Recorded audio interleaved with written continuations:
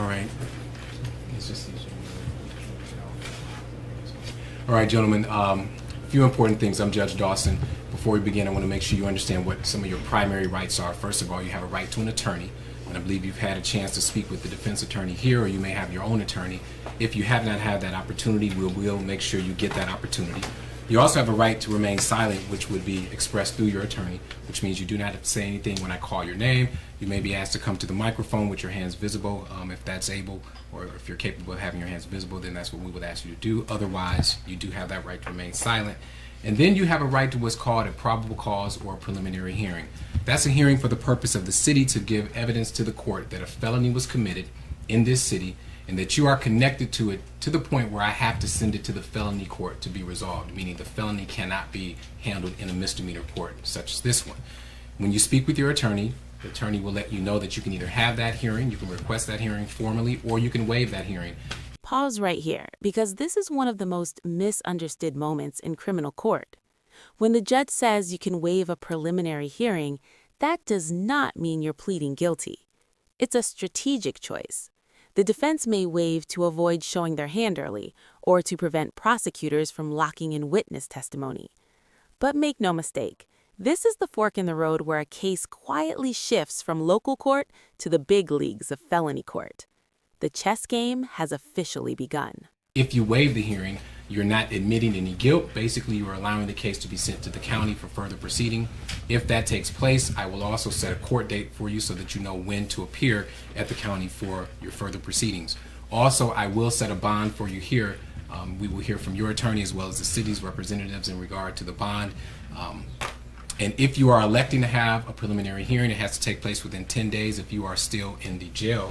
But if you are able to make your bond that is going to be recommended and set, we have 15 days to have that particular hearing. But we'll let you know all that when we call the cases based on what the request is from your attorneys.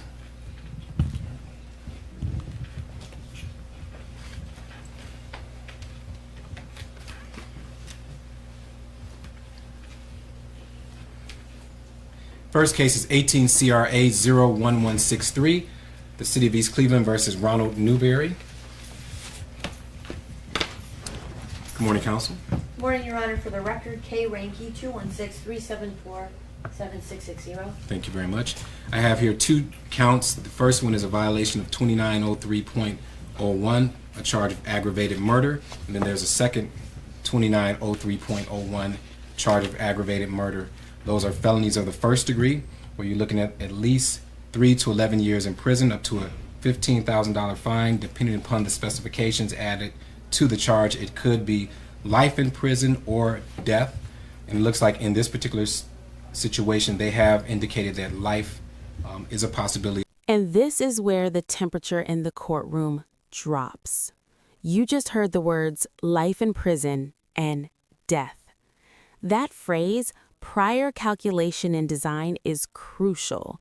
Legally, it means prosecutors are alleging this wasn't impulsive, it was planned. That single phrase is what unlocks the harshest punishments the law allows. 2 victims, 2 aggravated murder counts. The stakes? Literally freedom versus never walking out of a cell again. Ask yourself, if you were sitting there, could you even breathe? As well as death.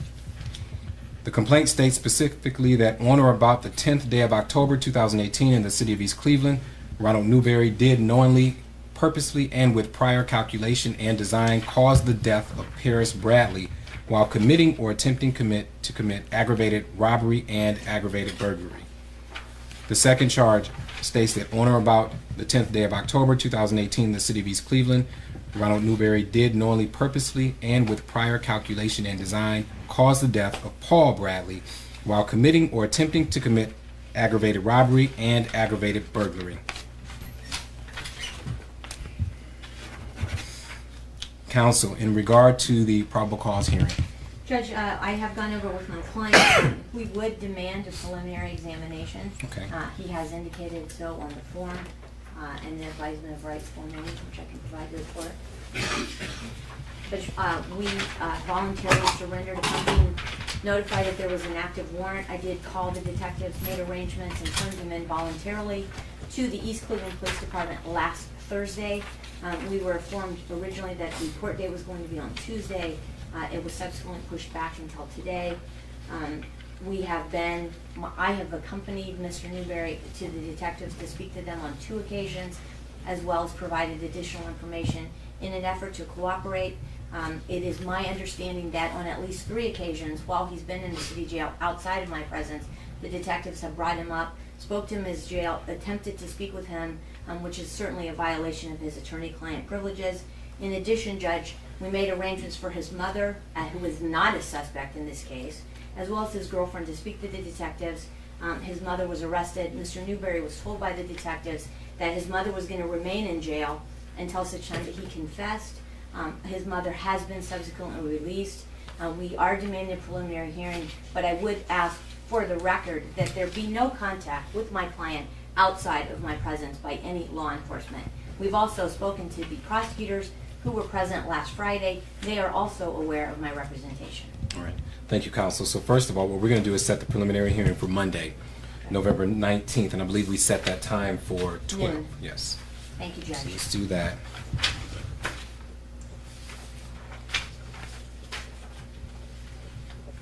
And Counselor, appreciate your cooperation and the involvement that you've been, the steps you've taken to make sure that your client has been presented to the East Cleveland Police Department. So I appreciate that. And I don't think it's unreasonable to make that request on the record and even in the presence of the court, that there be no contact with your client. So I do understand that. I'm sure the city understands that at this point. So we should not have any more problems in that regard. Detective or Madam Prosecutor, to the issue of bond. Hi, Your Honor. I'm sorry. Good afternoon. For the record, Detective Joseph Marche, City of East Cleveland, assigned to major crimes in the Detective Bureau. For you, Ronald Newberry, black male, 23 years of age. We're not going to put his address out today. We're also not going to put any evidence out there today due to the fact that there is media here. Detective's bond recommendation is $5,321,770 cash surety, and that number is significant to the victim, Paul Bradley. Counsel. Judge, for the record, based upon the charges, I would leave the issue of bond to the discretion of the court. Okay.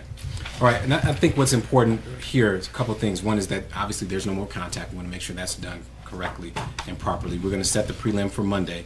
And because of that, I think the bond recommendation, I don't see an adjustment that I would make that would make a big difference as far as Mr. Newberry being released today. So I will keep the bond set at the $5,321,700. A $5.3 million bond isn't meant to be paid. It's meant to send a message.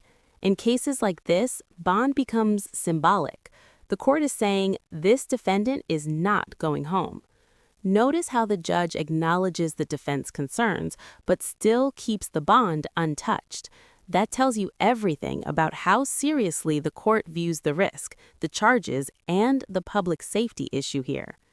Monday's preliminary hearing isn't just procedural, it's the first real stress test of the prosecution's case, and that's where things can crack or completely harden. $170 and set the preliminary hearing for Monday at 12 noon. Thank you, Judge. I just will ask to raise the issue of bond again after the preliminary hearing on Monday. Absolutely. Thank you, Judge. Thank you very much. Thank you, Your Honor.